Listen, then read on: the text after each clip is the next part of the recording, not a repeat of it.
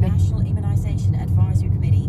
A second mRNA booster jab will also be rolled out to 12 to 49-year-olds who have an underlying medical condition or are residents of long-term care facilities, along with healthcare workers. Children aged 5 to 11 who are immunocompromised are in line for a first mRNA booster vaccine, while those aged 65 and older will be getting a third booster dose. NIAC has made the recommendation to the interim chief medical officer, who's endorsed these recommendations. The World Health Organization has declared the spread of monkeypox a global health emergency. It's the highest alarm it can sound. 14,000 cases of the disease have been reported and 5 people have died. The outbreak has spread to over 70 countries. Only coronavirus and polio have also been given the status of a public health emergency of international concern. Dr. Rosamund Lewis, technical lead for monkeypox with the WHO, says cases are unevenly spread across different genders and sexualities. 98% of cases are still manifesting in men, and in men who have sex with men, whether they, and most of them identify themselves as gay, bisexual, or otherwise men having sex with men. This is very difficult to communicate, especially for communities who are concerned about stigma, concerned about discrimination, concerned about backlash. Stigma and discrimination are not okay. Pressures mounting on the Finance Minister to explain how his department was aware of AIB's plan to go cashless in 70 branches before he was. It comes after Sean Fleming, Minister of State at the Department of Finance, said the government had been blindsided by the bank.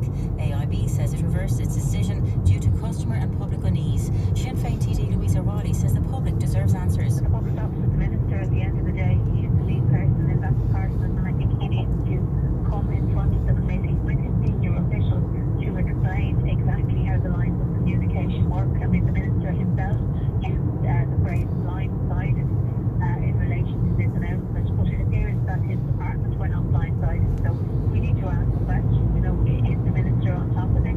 The Irish Congress of Trade Unions has cautiously welcomed the government's plans for pension reform. Speaking in Japan, Taoiseach Micheál Martin says the state pension age will remain at 66, but workers will be able to work longer for more if they want to.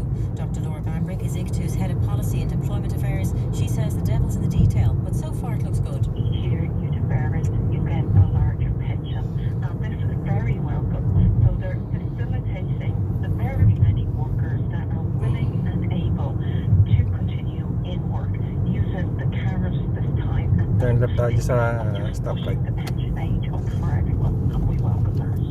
Meanwhile, Wexford Councillor Michael Sheehan says the pension deferral scheme is welcome And then to workers turn who right. want to stay on. But he says the government must make it clear they won't be penalised for leaving at 66. Government, while correctly moving in this direction, has to be crystal clear in the communications.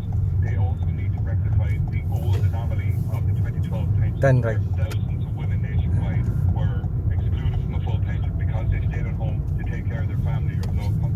So I'm calling on the government to make sure they're crystal clear on what they're saying, And then and that they rectify turn the anomaly left. and give pension equality to all the working women of Ireland.